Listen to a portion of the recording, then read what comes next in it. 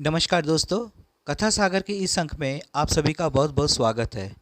आज की कहानी का शीर्षक है जीवन एक संघर्ष। बिरजू एक किसान था।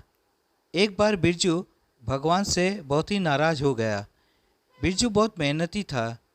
बहुत मेहनत से वह खेतों में अनाज उगाता, उसकी देखभाल करता, पर अक्सर उसकी फसल खराब हो जाती।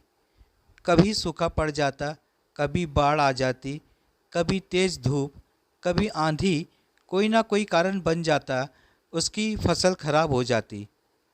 एक दिन बिरजू गुस्से में आसमान की ओर देखकर भगवान से कहा, हे ईश्वर, आपको लोग सर्वज्ञाता मानते हैं कि आप सब जानते हैं।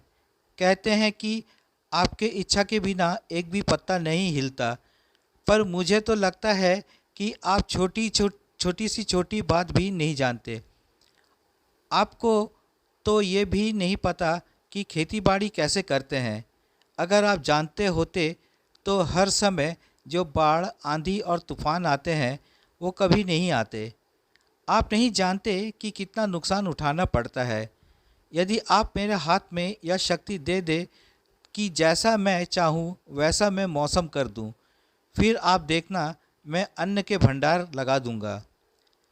भगवान बिरजू के तीखे वाक्य सुनकर मुस्कुरा रहे थे और वह बिरजू के सामने प्रकट होकर बोले, मैं आज से तुझे यह शक्ति देता हूँ कि तुम अपनी खेती पर तुम्हारी जैसी इच्छा ही तुम वैसा मौसम कर दोगे। मैं बिल्कुल भी दखल नहीं दूंगा। तुम्हारी इच्छा से सब कुछ होगा। बिरजू बहुत खुश हो गया। बिरजू ने गेहूं की फसल अपनी खेतों में बोई। जब उसे लगा कि खेतों को धूप चाहिए तो खेतों को धूप मिले, जब पानी बरसना चाहिए तभी पानी बरसा। आंधी, तूफान, बाढ़, कुछ भी उसने अपने खेतों पर आने नहीं दिया। बिरजू के खेत में इस वर्ष ऐसी फसल हुई जैसे कभी नहीं हुई थी। हरी भरी लहलहाती फसल। मन ही मन में वह बहुत खुश हो गया और सोचने लगा, अब सबूत के साथ दिखाऊंगा भगवान को कि इसे कहते हैं शक्ति का सही उपयोग। मेरी सफलता देखकर उन्हें अपनी नियम जरूर बदलने पड़ेंगे। कुछ दिन गुजरे।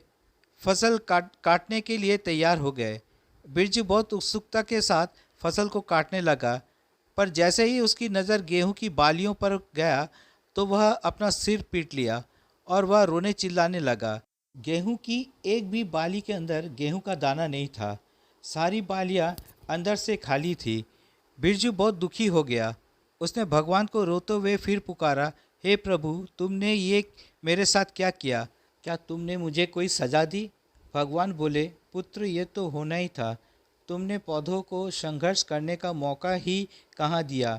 ना तो तुमने उन्हें आंधियों से जूझने दिया, ना तेज बारिश से सहने दिया और ना ही धूप में तपने दिया। एक भी चुनौती का सामना तुमने उन्हें नहीं करने दिया। इसलिए सारे पौधे अंदर से खोखले रह गए। जब आंधी, तूफान, तेज बारिश और धूप पड़ती है तभी ये पौधा अपने अस्तित्व को बचाने के लिए संघर्ष करते हैं, और इसी संघर्ष से एक बल पैदा होता है जिसमें शक्ति होती है, ऊर्जा होती है। और यही ऊर्जा पूर्ति तुम्हारे गेहूं के दानों की तरह जो नहीं फूटी, तूने उन्हें कठिन परिस्थितियों से गुजरने ही नहीं दिया। जहाँ उनके अस्तित्व का जन्म होता है, सारे बालियाँ इसलिए खाली हैं। इसमें एक भी गेहूं का दाना इसलिए नहीं है क्योंकि तुमने अपने पौधों को संघर्ष कराया ही नहीं। याद रखिए, स्वर्ण में स्वर्णीय आभास तभी आती है जब वह आग में तपने, गलने और हथौड़े से पीटने जैसे संघर्षों से गुजरता है। कोयले का टुकड़ा हीरा तभी बनता है जब वह उच्च दाब और उच्च ताप की मुश्किल परिस्थितियों से गुजरता है। इसी तरह यदि हमारी ज़िंदगी में कोई संघर्ष ही ना हो, कोई चुनौती ही ना हो, तो हम भी गेहूं की बालियों की तरह खोखले रह जाएंगे। कोई अस्तित्व नहीं होगा हमारा। विपरीत परिस्थितियाँ, चुनौतियाँ, समस्याएं हमें और अधिक निखारती हैं। यदि जीवन में कठिन परिस्थितियाँ और चुनौतियाँ आए तो घबराना मत, बल्कि सामना करना। विश्वास करना कि आप और अधिक निखर जाओगे और अधिक मजबूत बन जाओगे।